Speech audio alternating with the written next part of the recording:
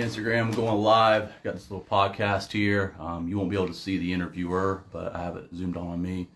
You'll be able to hear some of the questions and my responses to it. So if you're interested, stick around. Yes, sir. You're listening to the conversation with Tim Mckain, where I interview entrepreneurs. Here we go. You're listening to the conversation with Tim Mckain, where I interview entrepreneurs, world builders, community builders, and today I have that person in Shaun Canoy, who is not only a natural bodybuilder, he's a posing coach, a physique coach. He's done mixed martial arts, which is in my lane since I'm in sports, kickboxing, undefeated as a kickboxer, but then he changed. He changed his career from kickboxing to bodybuilding, and I'm curious. I'm as someone who's a sports fan, mixed martial arts. I mean, those guys, you guys get after it. So before we even address the natural bodybuilding and the posing and physique, I want to talk about your love for kickboxing, as well as you were a football athlete as well and track star. So talk about your sports journey. So growing up, my mom, so I was raised by a single mom. Grew up on and off living with my grandparents, and they were always really supportive of me and really wanted to push me into doing things that I had not been exposed to yet. They wanted me to be involved in sports and any type of activities and stuff like that, and if I ended up not liking it, of course I would just move on to the next thing. But they were always really supportive of me getting into sports, and they made it fun. I never had any type of traumatic experience with sports. It was always just really rewarding to me. So that's I think what really brought passion for me with sports, because it was just always fun.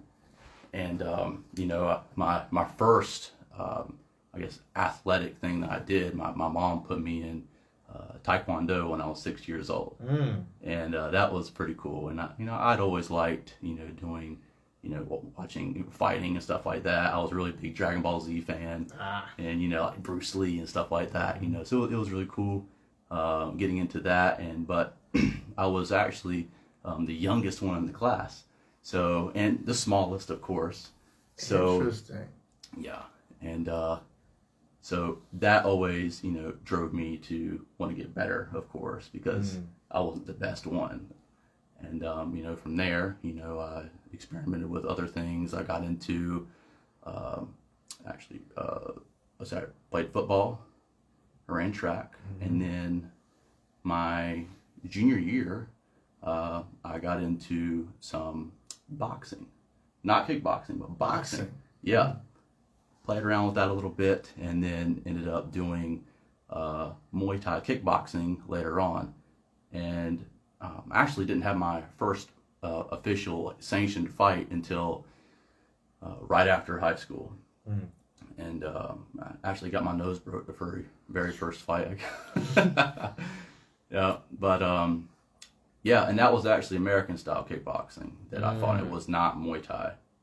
So, wow, that's impressive. Yeah. So you are always reinventing yourself as an athlete. Talk us about, always looking for different sports and reinventing yourself. Because a lot of people, they stick to that sport. They stick to one sport, but you were doing a whole, valley of different sports. So I think for me, it was really about what was the next challenge. What was the next thing that I could become uncomfortable with, and new challenge to try. And I think it was a combination of a little bit of adventure too. Just constantly wanted to keep on progressing in everything that I did. Let's see, from just jumping from sport to sport, I just wanted to continue just to keep on getting better and challenging myself. Like, oh man, can I do that? And that looks pretty interesting. That looks pretty hard. Let me see if I can do it. Where did that come from? The ability where you say, I'm going to constantly challenge myself. to improve myself? Where did that first come? When did you first understand that about yourself? I think honestly, it probably came from my mom putting me into athletic activities and sports at such a young age. Because, like I told you, when I was in Taekwondo, I was the smallest one in the class, getting beat up. And so that always drove me to want to get better, because I never liked losing. I don't know where that came from. I just don't like losing. Most people I don't think like losing. And, always trying to get better and see how far I could push myself to the next level. And, what is the next challenge? It started with, martial arts. When we were in, we had sparring contests. We had to, fight to, get our belt or whatever, or jump up and kick a board, whatever. I wanted to prepare for that next challenge. When I was in high school doing sports, I wanted to prepare for that next big game. I want to get stronger, or, that next track meet. I want to prepare for that. Just keep on elevating and getting better and better and better. Just honestly, just wanted to live a life of just constant and never-ending improvement. And for me, that was was sports. Sports. And of course, knowledge as well.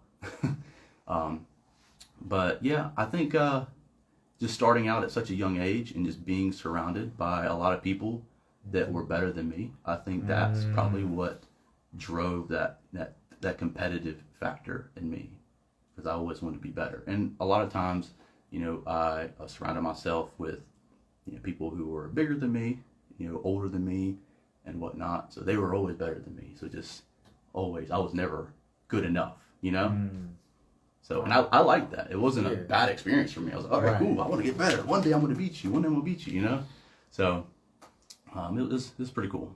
So is that what ultimately led to your transition from kickboxing to bodybuilding? The fact that you felt like maybe potentially you mastered kickboxing, not necessarily mastered it, but in a way where you felt like, okay, I fulfilled what I'm doing in kickboxing.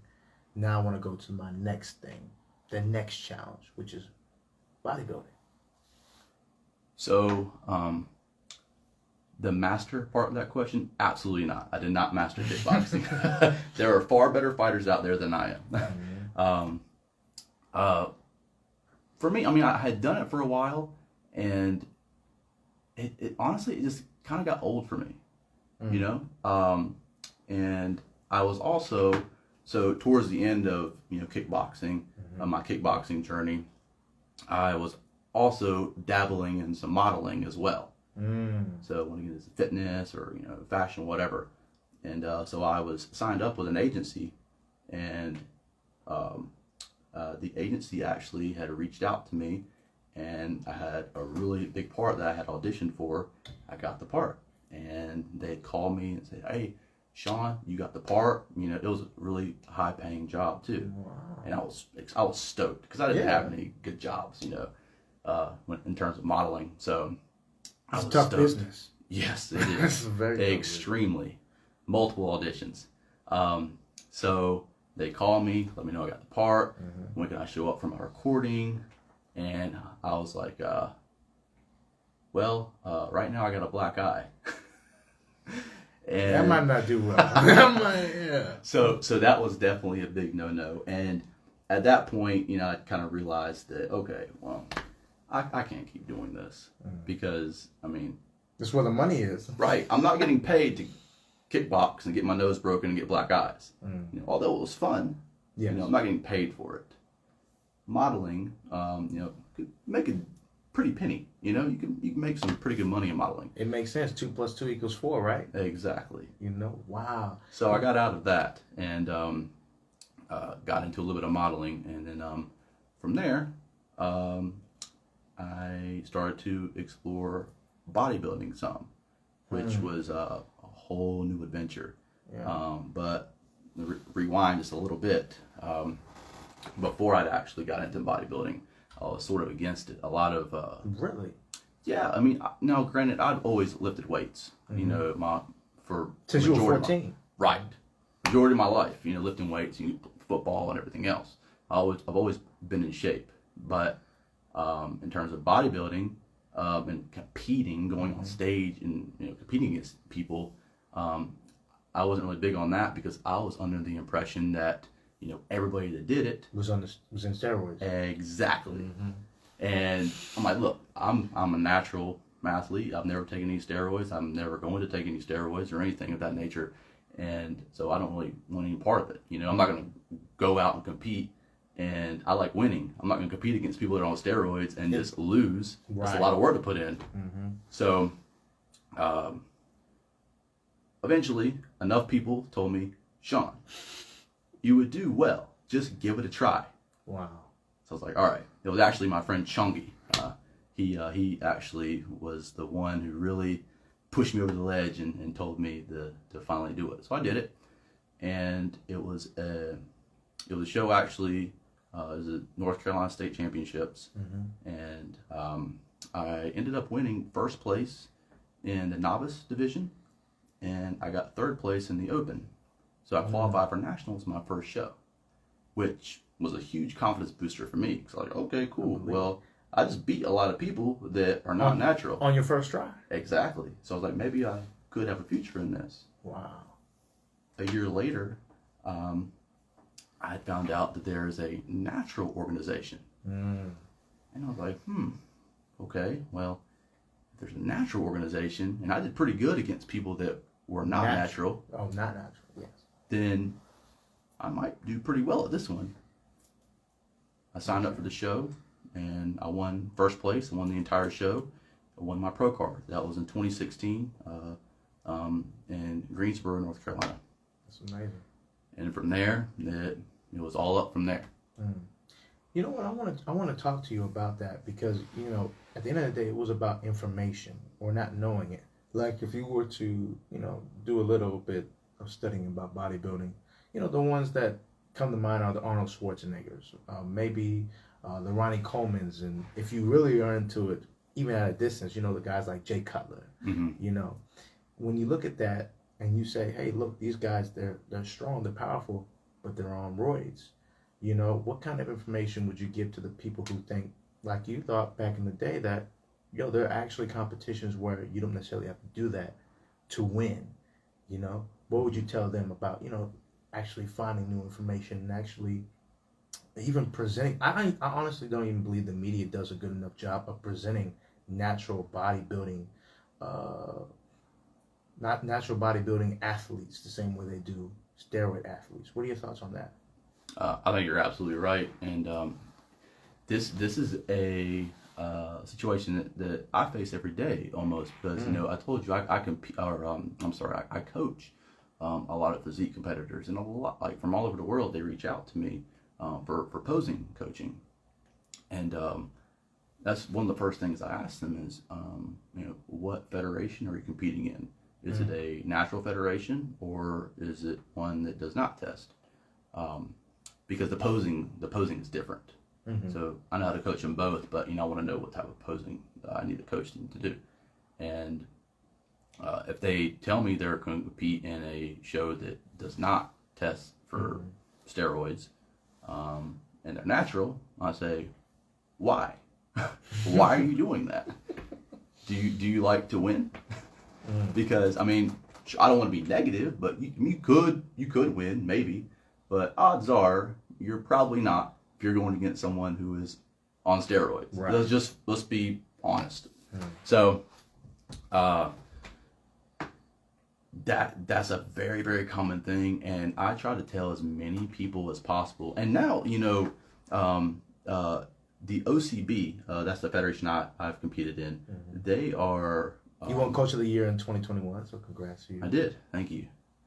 They are actually the fastest growing natural bodybuilding federation in the United States, which is huge. They are growing at an exponential rate, and it's a really great federation for sure. They test you with a polygraph. They make you take a urinalysis, and if you're a pro athlete, they do random drug tests as well. So it's a pretty good organization. And I will try my best to, push competitors to a natural federation if they are natural. Natural. For sure. When it comes to steroids, and this is from an outsider's perspective, we see what happened with Ronnie Coleman, right? And how it affected his body. Like, do you feel like steroids, in a sense, I mean, we see it in baseball, they'll ban athletes who use, steroids. People who, Barry Bonds, he's not in the Hall of Fame because of steroids. Do you think that they should, in a sense, some of these bodybuilding associations and organizations, should they get rid of steroids in their sport? Because it is an unfair advantage. We see athletes who take steroids, and sometimes people do it because there's an extra boost. Should they remove steroids from bodybuilding? I don't think it's exactly that black and white, because I think the most effective way would be to have just better testing units. Okay. You have this federation here that does not drug test, right? So clearly they approve of you using it. They don't tell you, but you can. Right. And if you're a natural organization, just make sure you have good enough testing, and you make the athletes go through enough testing to make sure that they are in fact natural. And I think that will make it an even playing field. Because to say it's not an even playing field in a federation that doesn't test, to me is inaccurate, because it is fair. You can use it if you want to. The fact that you don't want to use it doesn't mean it's not fair. That's a personal choice in that federation. Interesting. Right? Yeah. And then there are natural federations to where if you're natural, go compete in that one. Okay, how about this? The question should be then, should they all test? Should all of these federations, should they test for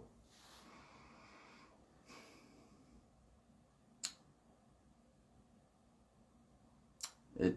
I think depends, because there are some people that take types of performance enhancing drugs that, or let's just say like TRT, testosterone replacement treatment, right? Sometimes that's a medical, like they have to for their own health.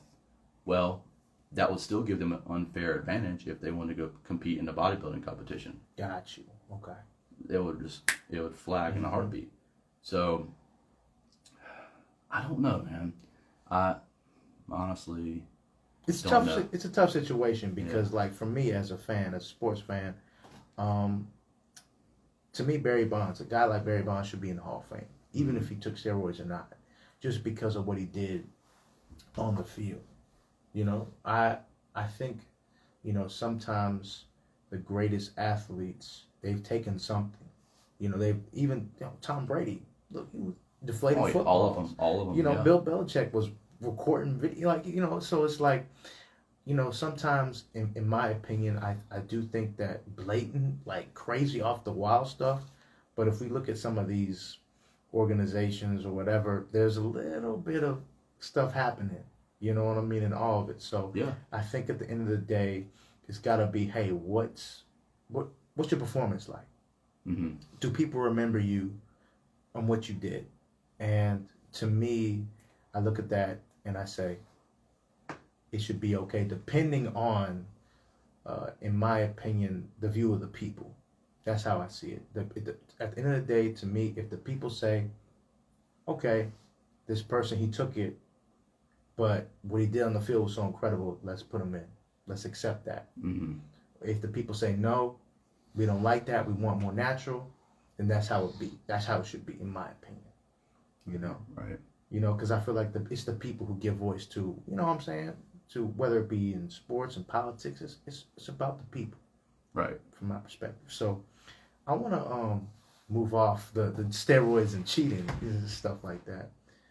Well, I wouldn't say cheating. I say steroids. Yeah, because it wouldn't be cheating if it is allowed. That's right. In a federation that does allow it. Exactly. If you were in a natural organization, then yes, it would be cheating. Yes. Exactly. So, my next question is: I see that you're a coach. Talk about the beginning when you decided to become a coach and you helped inspire people to not only lose, their weight, but also become champions. Champions in terms of their mentality, champions in terms of their physicality. So, I've always enjoyed helping people. I started doing personal training actually right after my very first show in 2015. That's when I began advertising myself as a personal trainer in terms of weight loss and whatnot. It really brings a lot of joy to me to play that role in somebody's life and potentially help them do something that they never thought they could do. If I can impact someone's life in that way, then that brings me all types of joy. I love that feeling. I love helping people.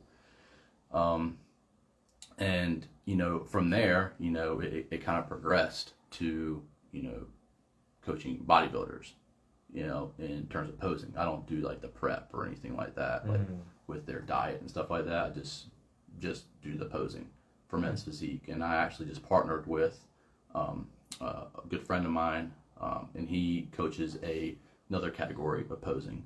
So we have some online programs, some online courses that we've created where they can just go on my website and they have a series of videos that teaches them every pose that they need to do.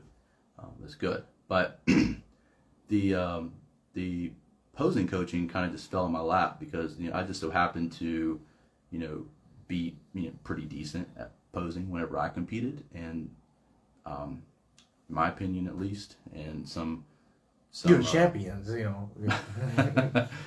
And so some other competitors had reached out to me for some advice, and I didn't charge them or anything like that. I just gave them some good advice and taught them how to do specific poses, and they ended up doing really well.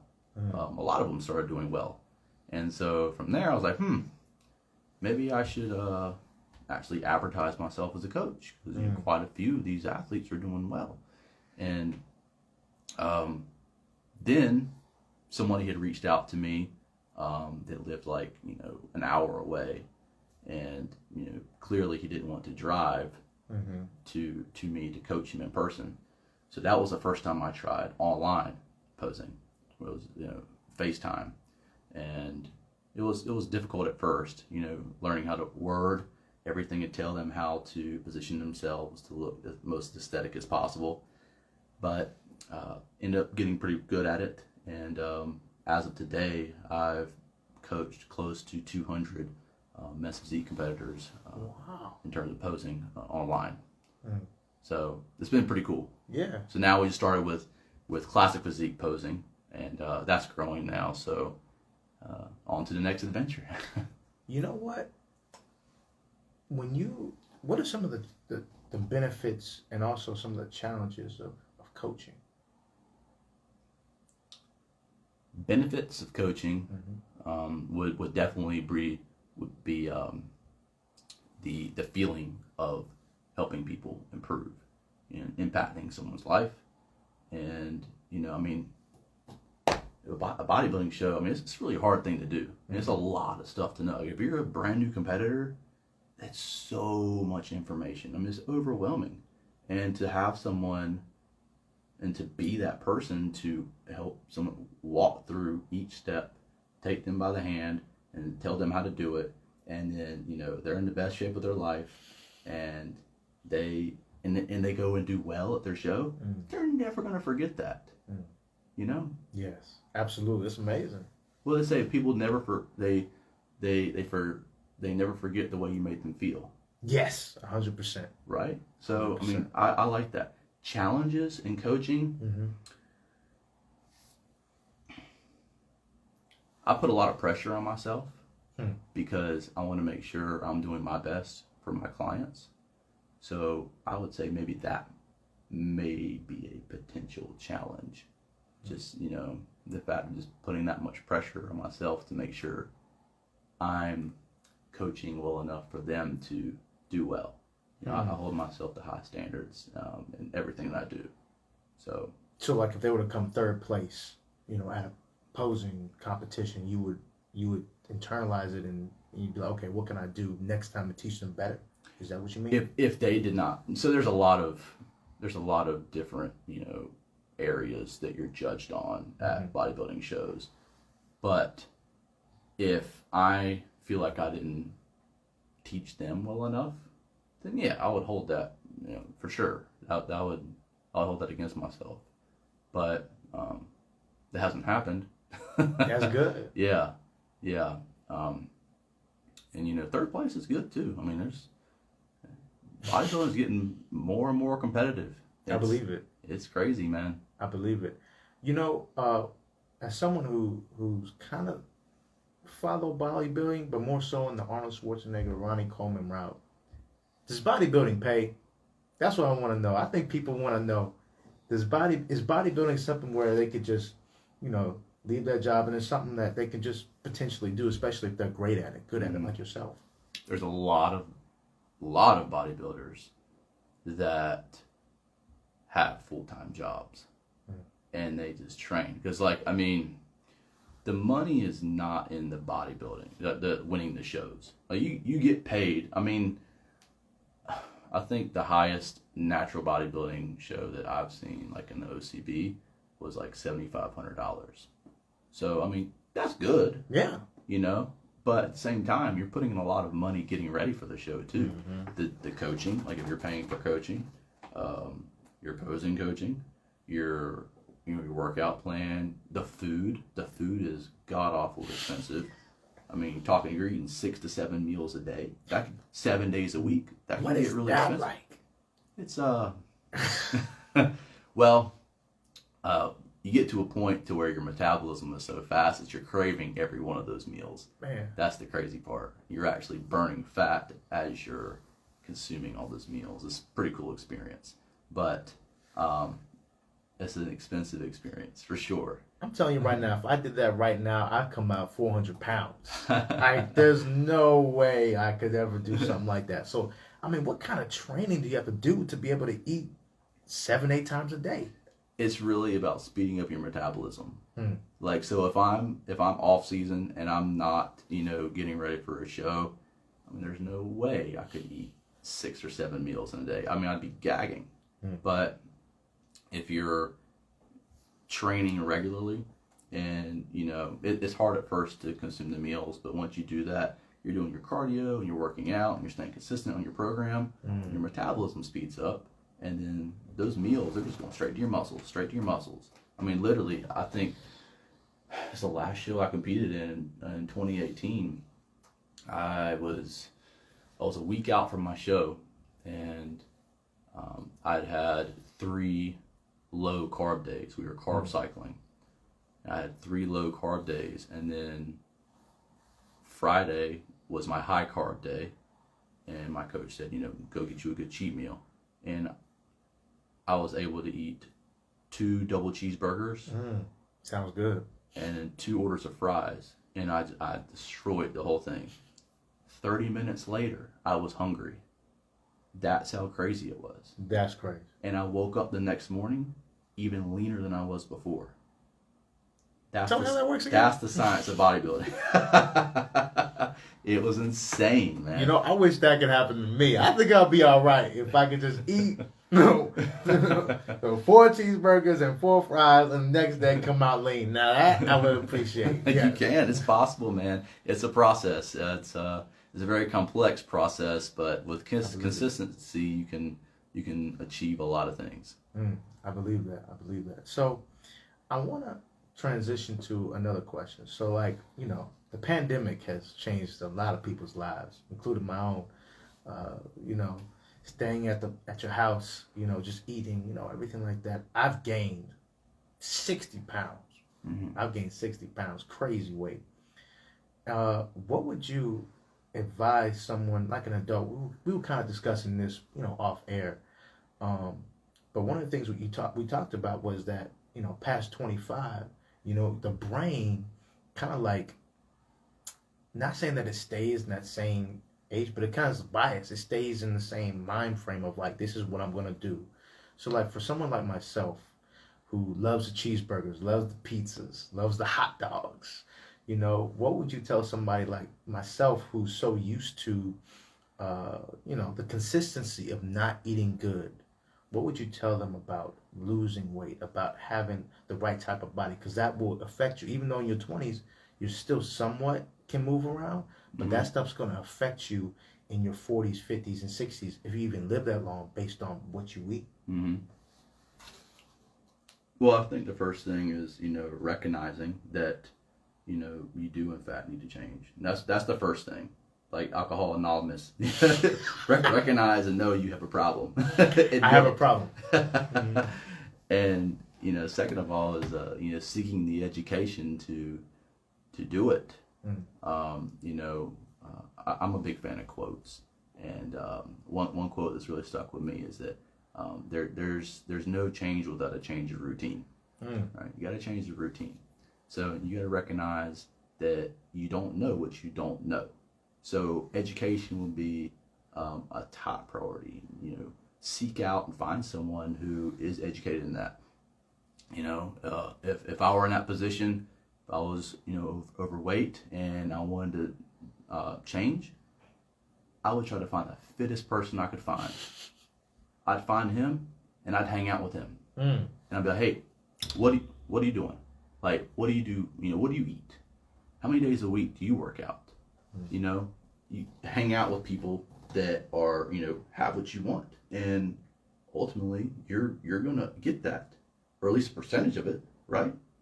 They actually call that the law of 33%. You hang out with, they say to hang out with people, 33% of your time, hang out with people that like are below you, meaning like, maybe you could inspire them, right? So you can help them. Hang out with people that are below you, then hang out with people that are on your same level. Those are like your friends, your allies, right? 33% of your time. And then your other 33% of your time is hang out with people that, intimidate you, that make you like, dang man, what is wrong with me? Why can't I get as good as you? Something like that. You're somebody who's inspiring you and making you want to level up, right?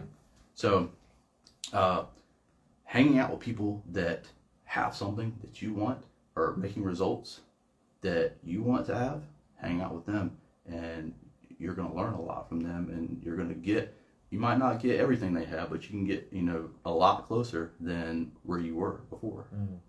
I agree. I remember Robert Kiyosaki has similar to that. Like he Rich dad, poor dad. Exactly. He had this rich dad. He had this rich friend, and that stuff eventually rubbed off on him. So I definitely, that's interesting. I never heard of the 33%. Yeah, people learn better by people don't learn school, stuff like that.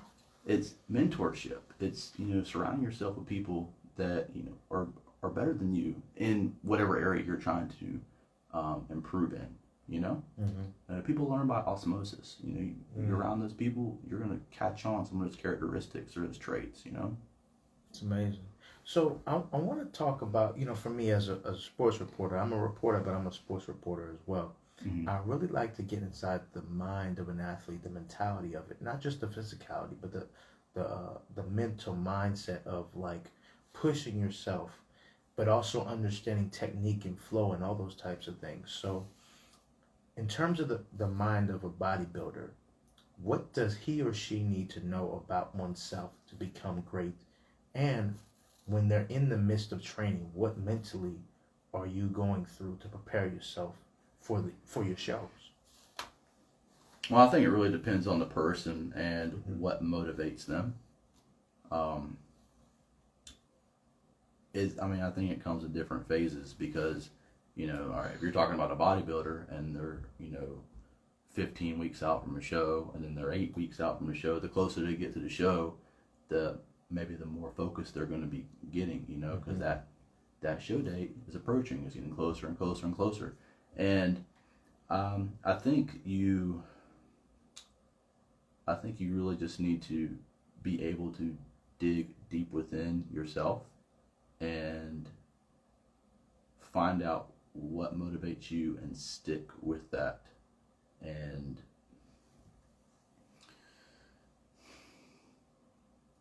I would probably say stay as focused as you can throughout the whole process. You know, I mean, and that's in any, you know, athletic thing in life. Yeah, you have to be able to push yourself mentally. You have to be able to be disciplined, and definitely, you know, go outside of your comfort zone. You know, I mean, there's all different types of skills you're going to have to learn in any endeavor. That's powerful. That's powerful. So, man, Shaun, I tell you, you have an incredible story. That's one of the things that I really appreciate about you, really, is the fact that you were able to reinvent yourself. And, you know, also, you're giving back to the community. And not only you giving back to the community, but you also decided to go from being a kickboxer to a model to a physique coach, and now you're in real estate. You got your real estate. You a modern renaissance man, ain't you? Yeah, life is definitely an adventure for sure. I told you I like quotes earlier, right? So another quote that's really stuck out to me in life is that, you know, it's actually from Jim Rohn. He says that when the end comes for you, don't let it find you. No, when the end comes for you, let it find you conquering a new mountain, not sliding down an old one. Right? So, interesting. For me, going back to the challenges, I always like to pursue different challenges in life because I don't want to ever be, you know, stagnant in life. You know, you can only drift one way. You can't drift up, right? So, you know, with real estate, that was another thing. You know, just I had a really large boot camp class, and a lot of real estate agents were in my class, and kept on hearing, "Hey, Shaun, you should really look into real estate. You know, you should try it. I think you'd be good at it." And I was like, nah, I'm good. And like 2 years later, they continued to say that, and I was like, all right, I feel like if enough people tell you should do something, you should at least take a look at it. Yeah. Give it a try. It's better than, you know, getting up in age, looking back with regret, and like, I wonder if I would have done that, I wonder, you know, how my life would have been. You know? Yeah, no regrets. Exactly. I don't want to look back with regret. So I jumped into that, and you know, tell you what, real estate school is probably the hardest thing I've ever done in terms of academics in my life. I lost weight, man. That was stressful. I had to call my friend up and, you know, get some motivation from him, some inspiration. I was studying.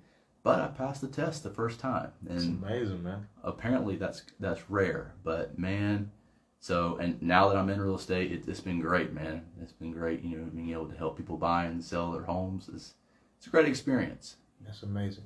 If you go back to your younger self, what would you tell your younger self about your current self today?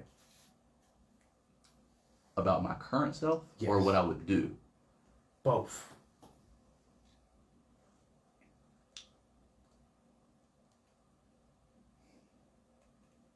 You ask good questions. I try. I would probably tell myself to surround myself with people that are better than me more often. Seek knowledge more, and stay disciplined.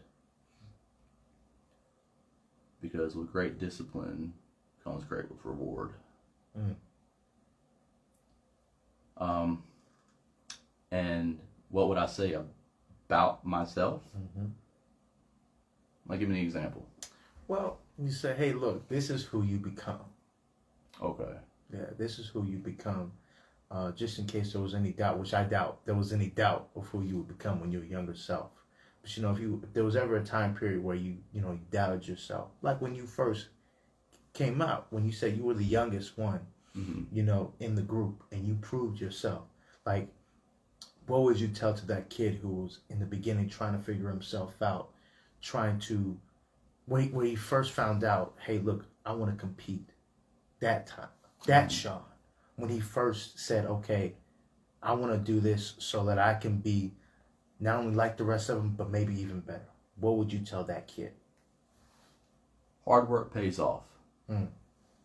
Hard work pays off. And consistency. Hard work and consistency. That's amazing. Yeah. I love that. So before we go, I gotta give a shout out to our sponsors. Vigor naturally heals your skin, helps with bald heads, razor bumps, and ingrown hairs. Visit vigorelite.com. Thankfully, I have none of those issues right now. You know what I mean? Also, we gotta give another shout out to contentcreatorsusa.com. They help build your business, websites, flyers, apparel. Content Creators USA does it all. Shout out to Dr. Shaw from Heads Up for the opportunity to work with him in this project. And thank you, Shaun. It was a great interview. Hey, great. Thanks for having me, man. Absolutely. All right, that was nice. Instagram, thanks for following. I know it was long, but hopefully you got some value out of it. I'm about to go home and make some food. Thanks.